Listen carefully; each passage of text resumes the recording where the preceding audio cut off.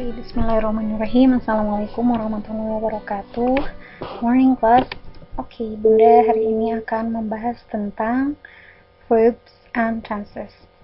Kalian kemarin udah ngerjain kuisis kan? Nah, masih banyak di antara kalian yang menjawab soalnya salah gitu. Mungkin kalian lupa sama materi sebelumnya atau mungkin kalian belum paham gitu ya. Maka dari itu Bunda akan bahas lagi hari ini sesingkat-singkatnya insyaallah. Ya, yang pertama adalah verbs and tenses. Kalian tahu kan bedanya verbs sama tenses itu apa? Karena mereka selalu bersama gitu. Kalau verbs itu adalah kata kerja, sedangkan tenses itu kata kerja yang melibatkan waktu gitu. Kalau kata kerja, verbs itu contohnya kayak misalkan ada egg, bake, band, buy, close, dan lain-lain. Itu kata kerja ya, pure, belum diapa-apain. Tapi kalau tenses itu si kata kerjanya sudah dikaitkan dengan waktu. Jadi kalau misalkan kita melakukan sesuatu hari ini, maka akan berbeda dengan ketika kita melakukan sesuatu kemarin. So that's why we call it tense gitu. Tense itu kaitan dengan waktu. Terus kebanyakan dari kata kerja adalah action words. Kalian tahu kan ya, kalau misalnya tense verbs dalam bahasa Inggris itu ada dua. Yang pertama dia action, yang kedua ada condition ya, seperti yang Bunda selalu ulang-ulang. Kata kerja tuh bukan hanya sesuatu yang terlihat aja gitu. Kadang to be juga itu adalah kata kerja gitu ya. Jadi emang kebanyakan verb itu adalah action, sesuatu yang terlihat, sesuatu yang dikerjakan, bisa secara fisik, secara mental, dan lain-lain gitu ya. Yang kedua kita bahas nanti. Kemudian verbs and tense. Dari bagian ini kita lihat banyak banget tense tuh, sekitar ada 16, tapi kita baru bahas beberapa. Nah, yang pertama adalah yang paling dasar, itu simple present tense. Di simple present tense, expresses the general truth or a customary action. Jelas ya, kalau present tense itu mengekspresikan kebenaran umum atau sebuah kebiasaan atau sesuatu yang sering dilakukan atau fakta dan lain-lain gitu ya. Secara jelasnya udah kita bahas. Contohnya, Uncle Joe wears glasses. Uncle Joe memakai kacamata. Ini kan sebuah kebenaran gitu ya. Mau besok mau sekarang dia tetap memakai gitu ya. Jadi kita menggunakan simple present tense. Maka formulanya adalah subjek. Subjeknya apa? Uncle Joe. Verb 1 itu wears, artinya memakai, dan objeknya apa? Ada glasses ya. Ini namanya action verbs ya, karena ada sesuatu yang dikerjakan gitu ya, memakai. Nah,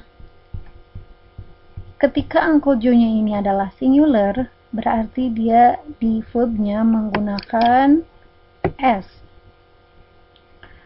Terus ketika dia plural, misalnya they wear glasses gitu ya, tanpa S. Jadi perbedaannya antara singular dan plural pada subjek. Yang kedua, ini kan kalimat positif ya. Kemudian gimana sih Bun kalau kita buat kalimatnya negatif? Terus ada das-dasnya gitu. Yang pertama, Uncle Joe doesn't wear glasses. Ketika dibuat negatif, ya tinggal ditambahkan does and not sebelum kata kerjanya. Kenapa does? Karena dia singular. Kalau misalkan di sininya subjeknya plural, misalkan uncles do not wear glasses, paman-paman misalkan ya, berarti di sininya do, bukan does lagi. Terus gimana kalau bikin interrogative atau pertanyaan, does Uncle Joe wear glasses gitu ya, tinggal dimajuin ke depannya. Udah pikir sih kalian udah paham banget ya untuk tense jenis ini karena ini paling dasar. Yang kedua ada Nah, ini nih. Tadi kan kita udah bahas ya, kalau misalkan verbs itu tidak hanya action verbs, tapi ada juga verbs yang bentuknya to be gitu ya. Apa aja buat simple present tense? Yang pertama am, is, and are. The words am, is, and are also verbs, but they are not action words. They are the simple present tense of the verb be. Oke, jelas ya. Contohnya, it is a donkey, it is not a horse, or it is very hot today, it is not very comparable gitu ya. Nah, sesuatu yang emang bukan pekerjaan tapi sebuah kondisi ya, kayak gitu dia pakai am, is, and are. Kalau am itu buat saya, kemudian is itu buat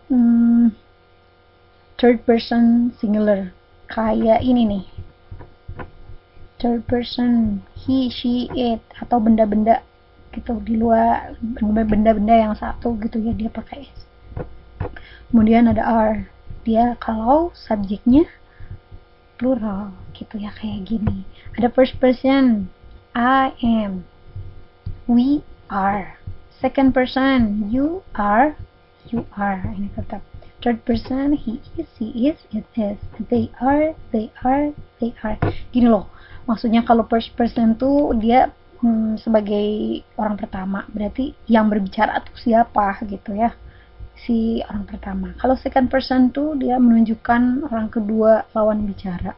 Kalau third person itu jelas menunjukkan orang yang jauh gitu ya, yang tidak terlibat dalam pembicaraan. Oke, tinggal kalau mau dibikin negatif sama interrogatif sama aja kayak tadi polanya. Oke.